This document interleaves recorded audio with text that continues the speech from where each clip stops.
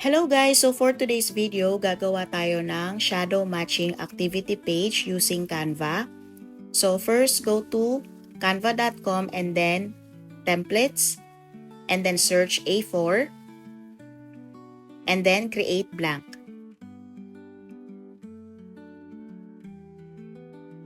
Ayan. Then, punta kayo ulit sa element. So, depende sa inyo kung anong character yung gusto nyong gamitin. Pero this time, gagamitin natin is animal. So, start tayo sa cat. So, pili tayo ng for free guys. Kasi yung may mga crown, may bayad yan guys.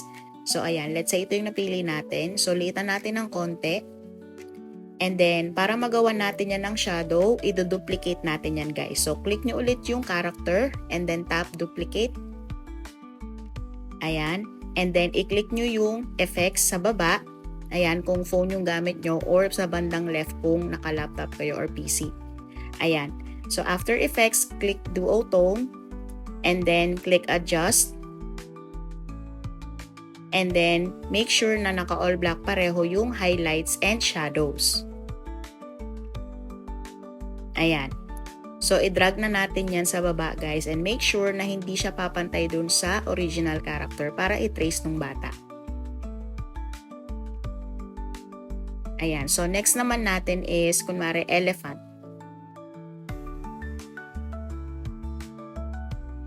Ayan. So, pili tayo ulit ng for free guys. Let's say this one. Ayan, so ilitan nyo lang siya ulit and then i-align nyo siya dun sa hindi naka-shadow mode and then i-duplicate ulit natin.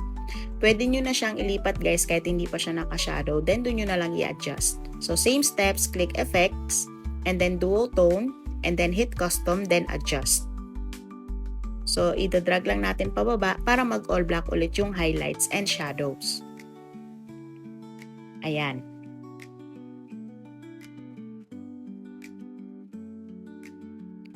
Then, balik kayo ulit sa elements para sa third character naman natin or third animal. So, let's say dito tayo sa crocodile.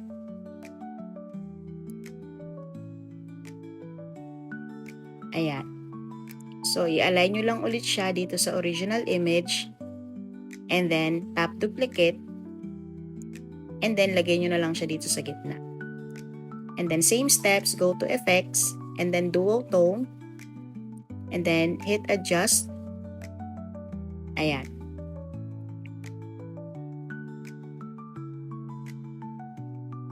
Yan. So, tapos na yung 3 characters natin. So, ngayon, lalagyan natin ng connecting dots para dun mag-trace yung bata. So, punta kayo sa elements and then type shapes. And then, piliin nyo yung circle or depende sa inyo kung anong gusto nyong gamitin. Ayan. So, piliin natin to guys, yung circle. Ayan, depende sa inyo kung papalitan nyo siya ng kulay. Pero ako, mas prefer ko yung black. Tapos, liitan natin siya guys. And make sure na malalagyan bawat character natin, pati yung sa kabilang side, yung mga shadows, para dun nila i-connect pag nag-trace sila.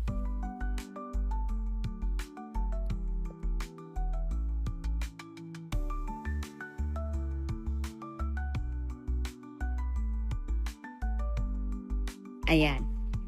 So, tapos na yung page natin for shadow matching. So, ngayon, lalagyan na lang natin siya ng title. Yun yung magsaserve as pinaka-instructions nila, guys. So, type add a text box and then type nyo lang shadow matching.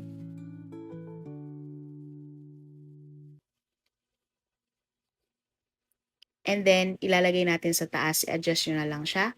So, depende sa inyo if gusto nyong palitan yung kanyang font color or yung kanyang font size or even the font mismo. So, ako papalitan ko siya. Ito yung pipiliin natin. Ayan.